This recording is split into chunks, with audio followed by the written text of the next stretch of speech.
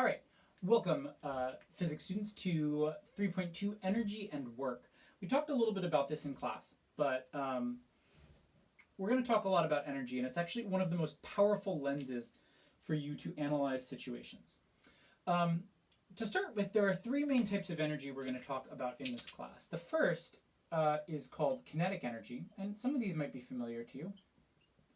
Kinetic energy is the energy of motion, the energy that moving objects have. Kinetic energy is calculated in a very straightforward way. The kinetic energy of the object is equal to 1/2 mv squared. 1/2 times the mass times the velocity of the object squared. It's just the velocity that's squared. Some people make that mistake. If you want to look at the units of this real quick, it's got units of, well, mass is in kilograms. V squared will be in meters squared per second squared. This happens to be the same as newtons times meters, but we in fact give it its own unit called the joule. So energy is measured in joules. So there's kinetic energy, the energy that moving objects have. There's also potential energy, and potential energy is kind of what it sounds like. It is the potential to have energy. It is stored up energy, and it might be stored in a compressed spring. It might be stored in gravitational energy. If I pick up the eraser, it's got some potential energy, and how do I know? Because I can release it and get that energy back by dropping the eraser under my desk. These are the two main ones we're going to be concerned about, the interchange between potential and kinetic. However, there is a third type that I want to talk about, which is thermal energy. And thermal energy is kind of random motion of objects. And it's very easy to think of this as waste. If I clap my hands together really hard, it kind of hurt a little bit. You know, my hands had a lot of kinetic energy coming together, and then now they have no kinetic energy. It's all gone. Where did it go? Well, it went into sound. It went into moving air molecules. It went into damaging my cells a little bit, which hurts. And also went into heat. If you imagine doing that a lot, heats your hands up. And the thing is, energy can go back and forth between kinetic and potential quite easily. Once it goes into thermal energy through friction or other means, this is kind of like the wastebasket of the energy world. Once it goes to thermal, it's gone. So it can't be recovered. And we'll talk a little bit more about that in a future video. Within this, there's a very important concept. As long as you're not talking too much about, well, even if you include thermal, there's a very important concept, and that concept is called conservation of energy. Now, we just finished talking about conservation of momentum, where the initial momentum was equal to the final momentum, and the same is true here, that the total energy, kinetic and potential and everything else, before something happens equals the total energy after. That is to say, the total energy is just some constant value in the system. The energy, you might have heard of this before, energy can neither be created nor destroyed, but only change form. And that's the idea, is energy always stays somewhere. The question is, where does it go? And it turns out that if we can figure out where it goes, we have a very powerful set of tools. So let's take a look at an example here. I'm going to put a box of mass m up on top of a hill. And then it's going to start off with no initial velocity, and she's kind of going to slide down the hill very gently. It's obviously going to, down here, pick up some speed as it comes down the hill.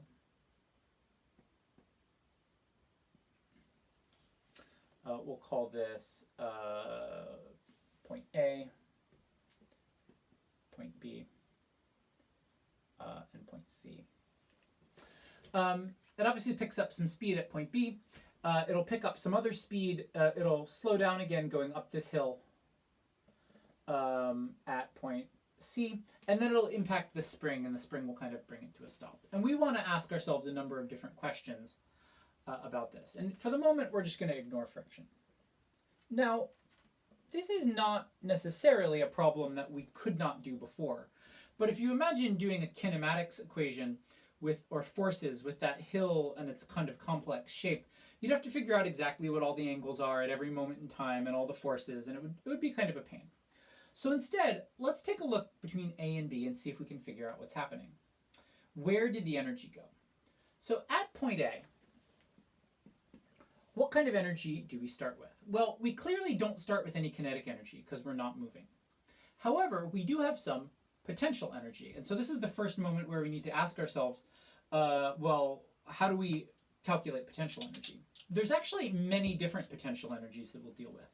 The first one that we want to deal with is gravitational potential energy, sometimes called GPE. And it turns out that the gravitational potential energy depends on your height. We usually say it's m times g times h, mass times gravity times height. One of the fun things about gravitational potential energy, and actually generally speaking a lot of potential energies, is that there's no zero. That is to say, there's no special place in the universe that's zero potential energy.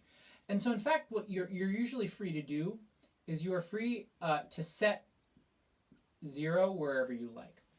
For the sake of argument, we're just going to set that our potential energy is zero right here at the bottom of these hills. That doesn't mean, like, you could dig a hole and you could go down here, in which case your potential energy would just be negative, and it turns out that that's okay. So here at point A, we could say, well, we don't have any kinetic energy, but we do have potential energy. So our energy is equal to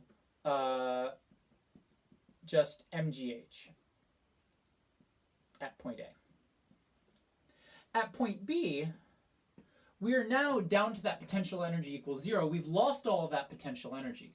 The question is, if we lose that potential energy, where does it go? It can't leave the system. It's got to be somewhere. And so in this case, that energy at point B is all kinetic. We've lost, this should be H1. We've lost all of the potential energy associated with our height. Now it is all kinetic energy. So we can in fact relate these two. We can just say mgh1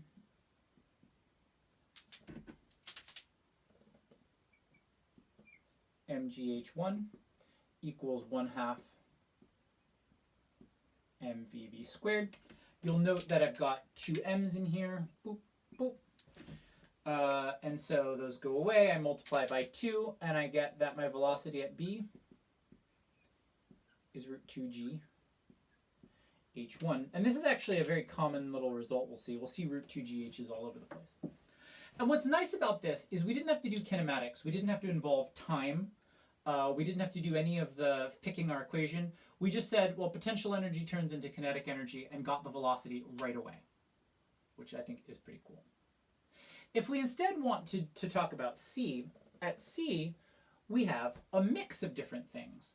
We've got a mix of different things. We've got a little bit of potential energy because we've gone back up some, and we've also got a little bit of kinetic energy. So hopefully it's clear. This is why it slows down going up the hill.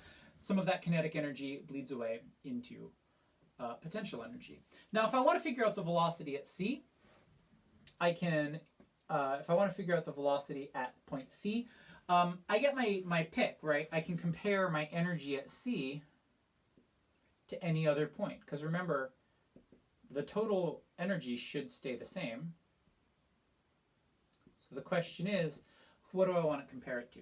I'm going to compare it to the energy at A. You could just as easily compare it to the energy at B because they're the same.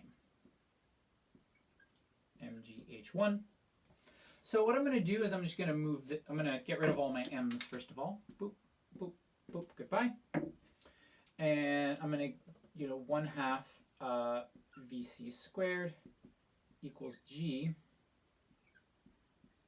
h1 minus h2.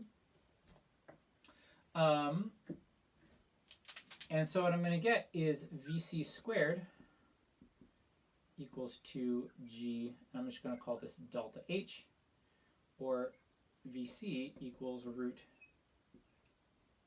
2g delta H. And what I think is really cool is that this result and this result are very similar. It's just that they happen to have different heights, that delta H is just the difference between H1 and H2. So again, that gravitational potential energy doesn't really care where you start, doesn't really care where you went. Often you'll get these things that really just depend on the difference. You could have just as easily found the velocity at c directly by just saying, well, it falls a distance delta h. It goes down and goes back up, but energy doesn't care. It just looks like it fell a distance h1 minus h2, and that's how it got there. Now, we could deal also with the spring. So what it's going to do is it's going to hit the spring and it's going to slow down, slow down, slow down, slow down. Now again, I could do that with forces. If you remember, the force of a spring has a magnitude of k delta x, where delta x is how far you compress it. It turns out that springs also carry potential energy, and this is another type of potential energy we want to keep track of. We use the letter U for potential energy. So sometimes you'll see this as UG. We'll call this US. And in this case, the potential energy stored in a spring is 1/2 k delta x squared. Look, another 1/2 something something squared. We'll be talking in our next video about why we get so many 1/2 something something squareds here.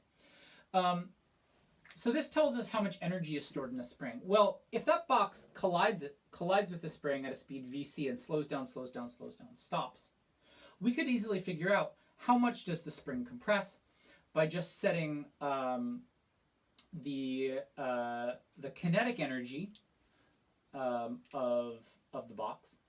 So 1/2 mvc squared equal to 1/2 k delta x squared. My 1/2s are going to go away in this case, and I'm going to end up with delta x squared equals m over k, and here I'm just going to expand to vc squared, 2g delta h. So the spring will compress a distance root 2g m delta h over k. And that seems a little arbitrary, but let's just think about it for a second. We've been able to determine, just based on the height of the hill and everything, what's going to happen. If I raise my first hill, if h1 gets bigger, delta h gets bigger. As a result, the box hits the spring going more quickly, and it compresses. It has to compress more. It pushes the spring in more. If gravity is stronger, or if the back box is more massive, it also compresses the spring more.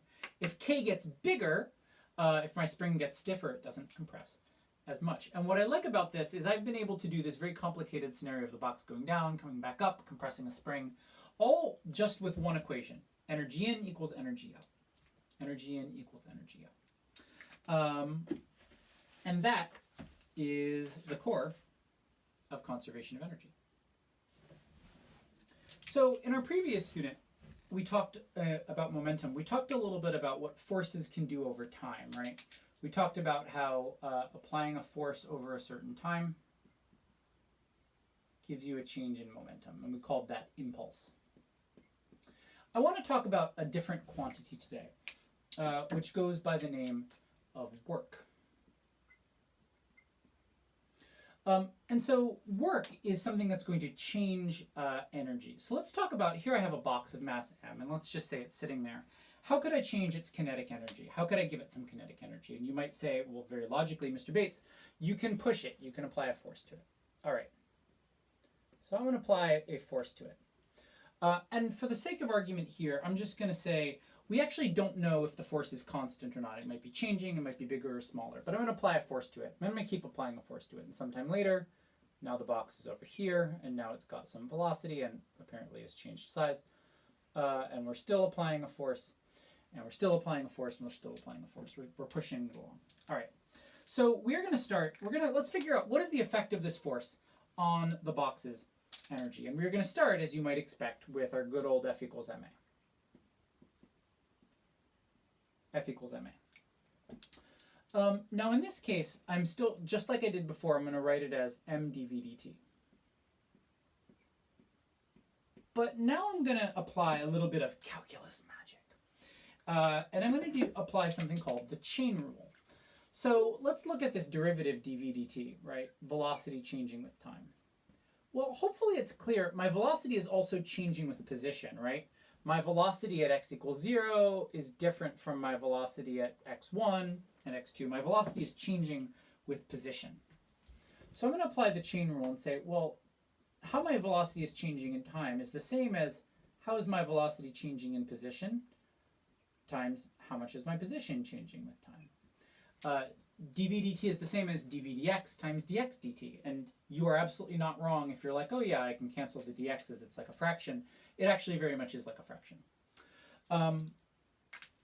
It very much is like a fraction.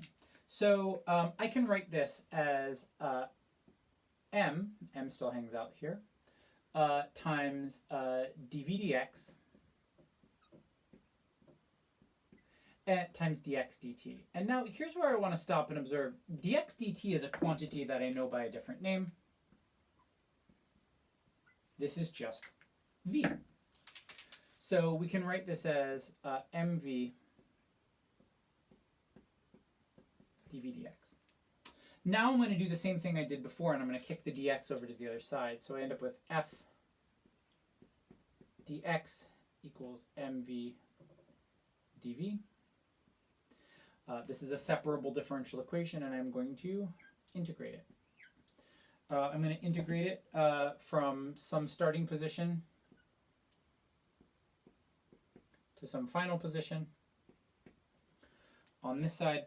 And on the other side, I'm going to integrate it from some starting velocity, whatever it is, to some final velocity. Now, it turns out that this left side, this integral of force over distance, kind of looks like that. This integral of force over distance is actually the quantity that we call work. So if I apply a force over time, it changes my momentum. If I apply a force over a certain distance, it changes. Well, I'm going to claim that it changes my kinetic energy. The question is, why do you believe me? And the reason you should believe me is this other side. I know how to integrate mv. That is 1/2 mv squared. And because it's an integral, I have to evaluate it from vi to vf. So I end up with 1/2 mvf squared minus 1/2 mvi squared. And hopefully it's clear that this is our change in kinetic energy, our final kinetic energy minus our initial kinetic energy. So this is super important. Force over time, or excuse me, force over distance produces work. Now, I can still do sort of the same thing that I did with the fat equals mav equation. If my force happens to be constant, if F is constant, or if I'm looking at an average force, then I can just write F average times delta x times however far I move it equals my change in kinetic energy. So quite often we'll just multiply force times distance. However, there's a caveat to this. Both force and displacement are vector quantities, and this are not exactly perfect. In fact, if you look in your AP Physics equation sheet, you will not see it written as f dx. You will in fact see work written this way. You'll see it as the integral of f dot dr. Now this is something fancy in calculus called a line integral, and you don't need to worry too much about specifically what a line integral is right now unless you're in multivariable.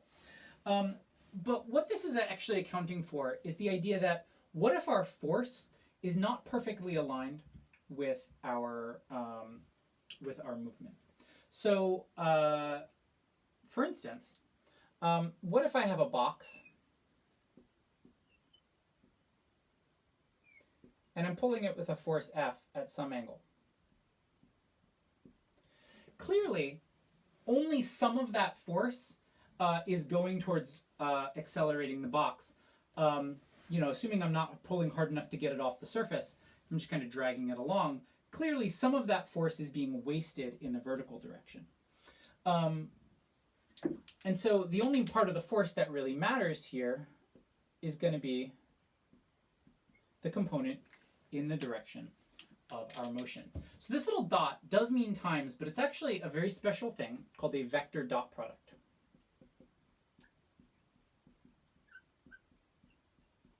So we're actually looking at the dot product of force and displacement, rather than just force times displacement.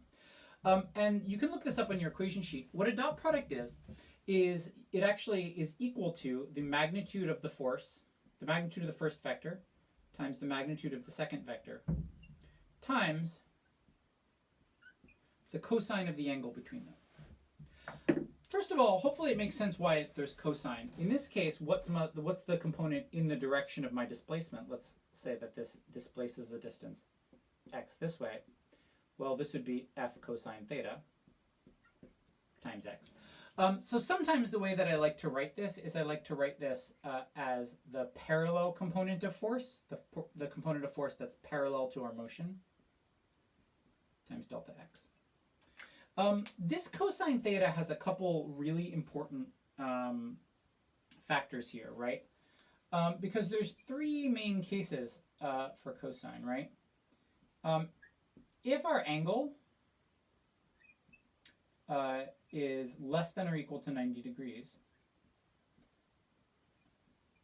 then work is positive. So what that means is that as long as this angle, right, is an acute angle, work is positive, my change in kinetic energy is positive. That is, I'm going to speed it up. I'm going to speed the object up. I'm going to be pulling it faster and faster. What about if theta is, I should not say less than or equal to, I should say strictly less than. If theta is strictly greater than 90 degrees, think about what happens then. Let's say my box is, here's my box again. And let's say it's moving this way. My displacement is to the right. My displacement is to the right. But now let's see, my force is greater than 90 degrees. So now let's say my force is off this way. In that case, well, cosine of something that's greater than 90 degrees would make my work negative. And if we look at this example, well, what's my force actually going to do in this case? At this point, I'm slowing it down.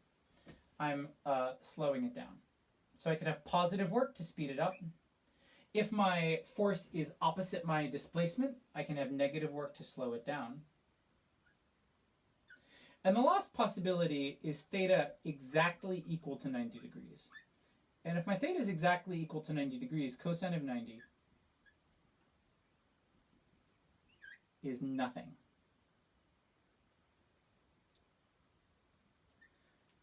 If your force is perpendicular to your velocity, to your displacement, no work is done. And that's because, again, if I have a box sitting here, and, let's say that box is just sliding along a surface, right, at some constant v. If I, pull up on the box, as long as I'm not pulling up hard enough to lift it up into the air, I'm really not changing its velocity at all. I can't. My force is perpendicular. Or maybe a better example, right? Let's say I'm whirling a ball around on a string. I have a tension force, that centripetal tension force, which is exactly perpendicular to the velocity. I can whirl this thing around at a constant speed. I'm not changing its kinetic energy, because if v is not changing, 1/2 mv squared is not changing. And it just goes around and around and around and around and around and around without changing its velocity. That tension force is not doing any work. It's just changing the direction. So it is important to keep an eye out for when work is positive, negative, or zero. when work is positive, negative, or zero here.